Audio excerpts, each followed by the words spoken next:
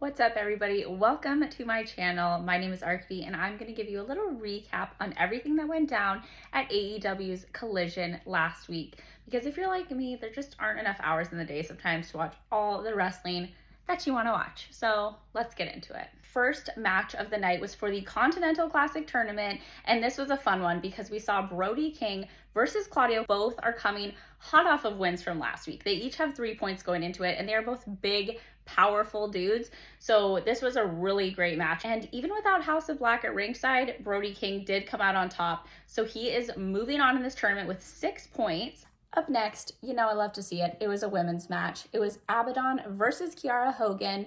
And now, while there was a lot of great wrestling going on between the two, there was also some strange things going down, like some face licking. Ultimately, Abadon came out with the win, but then lights went out. And who was in the ring? Julia Hart. What does this mean for next week? I don't know, but I know we're gonna find out, and I can't wait. All right, this next matchup, talk about action-packed between Andrade and,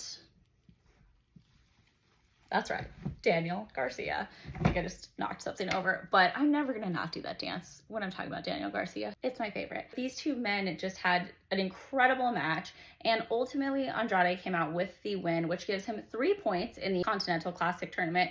So unfortunately, Daniel needs to pick up a win coming up here soon. Now the Kingdom made quick work of Iron Savages. However, after the bell rang, we saw Roderick Strong leap out of his wheelchair into the ring and attack the Iron Savages after the bell. So, and then get back in his wheelchair. So we'll see what happens next week with Roderick. All right, up next, we had the tag team match, which y'all know I love a good tag team match. We had House of Blacks, Buddy Matthews and Malachi Black versus the Fallen Angels, Christopher Daniels and Matt Sydal. And guys, it was just a great night overall for House of Black because once again, they came out on top here. So I'm sure they're celebrating, however they celebrate in the darkness or whatever they're doing. Okay, now as an FTR fan, I did not appreciate this next part. FTR came down to the ring, confronted House of Black.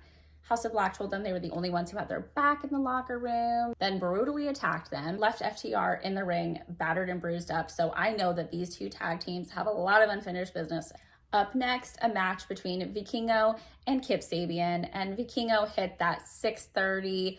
Gosh, it was beautiful, and ended up pinning Kip Sabian for the win.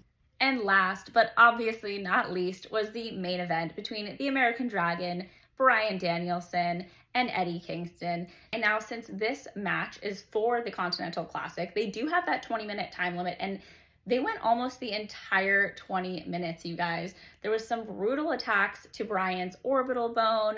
Ultimately, Bryan ended up winning with the Psycho Knee, pinning Eddie Kingston. So that means that Bryan is walking away with 3 points towards the Continental Classic Tournament. And unfortunately, Eddie, just like Daniel Garcia, is going to need to pick up some points in the coming weeks for this tournament. Thank you guys so much for watching. Hopefully you guys enjoyed. Let me know if you did. Comment down below, leave a like, subscribe. I appreciate it all. And also let me know what you'd like to see next time. I would love to do these reviews for you if it's something that you guys enjoy. So thanks for spending your time with me.